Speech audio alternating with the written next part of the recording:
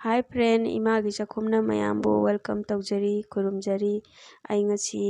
मणिपुरगी traditional की मौंगदा येन थोंबगी video अमा सेमजरी।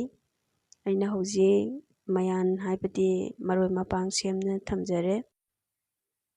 आइगी येनजी केजी अमा लौजबनी। येनजे सेमबा लोजरे अइना फजना चामगा मचुम ताहलगा थम्मे। अदाई हौजी खांग थांगले चथाव ओइना तौजरेको स्टार्ट ओइल थावजे सारे तेजपात मना हाना थादरे जीरा खरा मोरो अकंग खरा मोरो अकंग थादबजना होरेन मचु फजनी मोरो अकंगजे मोरो अकंग लखोगा सिगादुनी तिलौ खरा थादरे सिंगा चनमगा सुबा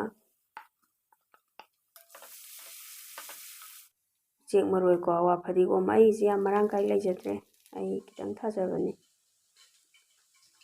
गरम मसाला फदिगोम मरो असुबा अदगी चिकन मसाला मोरो असुबा मीट मसाला मसीजिंगसे हापा मतुंग फजना मिक्स तौसलगा ओलनी दुगा इना कुन मरु को ब्लैक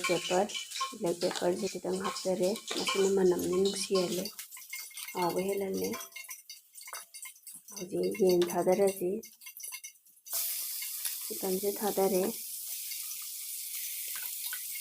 अदुगा फजना मिक्स तौसलजे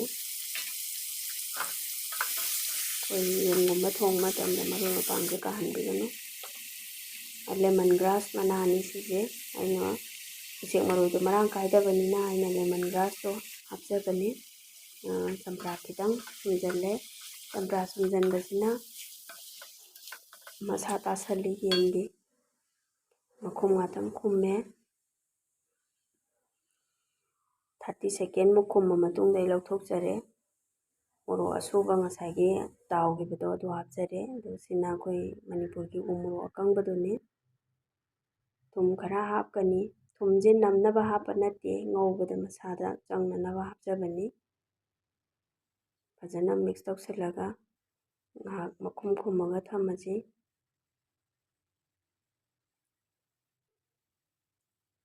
मिनिट अमा मुक खुम्मा मतुंगदा आई लौथोकजरे फजना मिक्स तौसलजी मखाजी कादनबा तौगदबनी येंगंग खरा हापे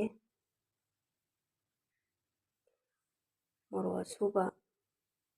जीरा पाउडर खरागा चिकन मसाला इसिंग खितंग हापजरे फजना मिक्स तौसलजी कोई चिकन चाबजी सादे यामना फई प्रोटीन मरांग कायना यावी विटामिन या मरांग कायना यावी मुखुम्मा थमजी मुखुमजे मु हांगथोकजरे आइना खमेल असिनबा खितंग हापकनी खमेल असिनबा हापसिना येन थोंबजे महाव हेंकटलली खतंग खुम्मगा आइना खमेल असिनबजे मुन्नबा तौजबनी दो आलू खरा हापजिनजरे फजना मिक्स तौसलनी आलू थापसिना इंजांग से महाव हेंकटलली दुबो आलू याम चाबदी फते आलूदा कार्बोहाइड्रेट की सरुक यामना यावी इसा वेट हेंकटलनबदा मतेंग पांगी मतुंग आइना इसिंग खितंग हापे